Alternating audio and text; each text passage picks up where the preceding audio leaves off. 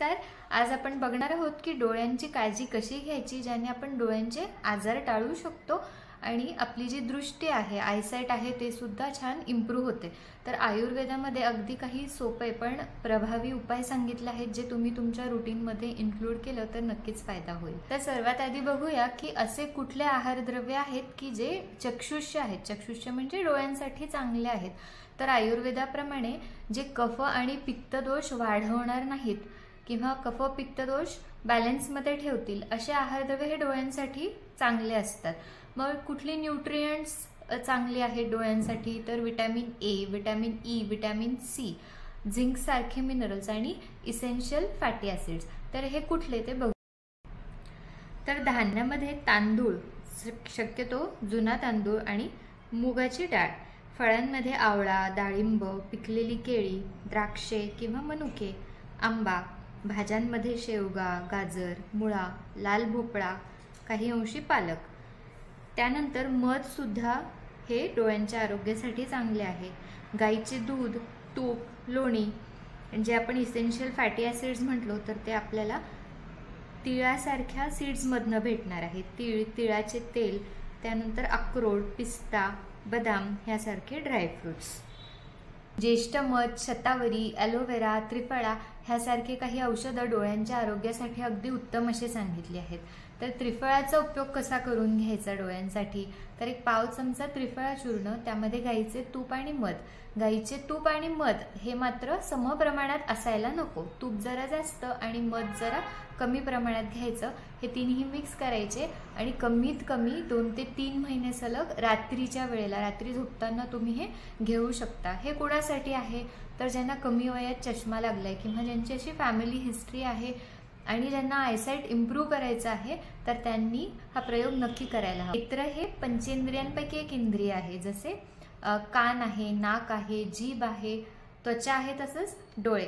तर आपण जसं बाकीच्या इंद्रियांचं रक्षण करतो तसंच डोळ्यांचं रक्षण करण्यासाठी, डोळ्यांचं पोषण व्यवस्थित व्हावं आणि तिथलं रक्ताभिसरण, ब्लड सर्क्युलेशन व्यवस्थित व्हावं ह्यासाठी खूप सोपा उपाय सांगितलेला आहे।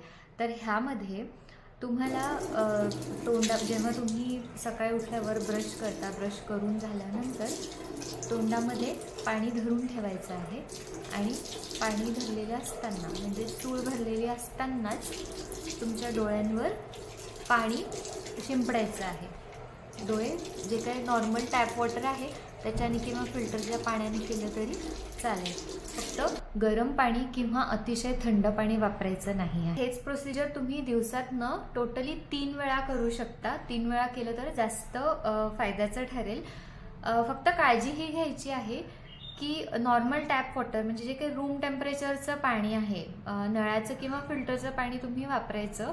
खूप गरम किंवा खूप थंड पाणी वापरायचं नाही आहे। आणि अगदी तुम्ही बाहेर गरमीतनं किंवा उन्हातनं घरी आलात आणि लगेच डोळ्यावर थंड पाणी मारायचं नाही आहे।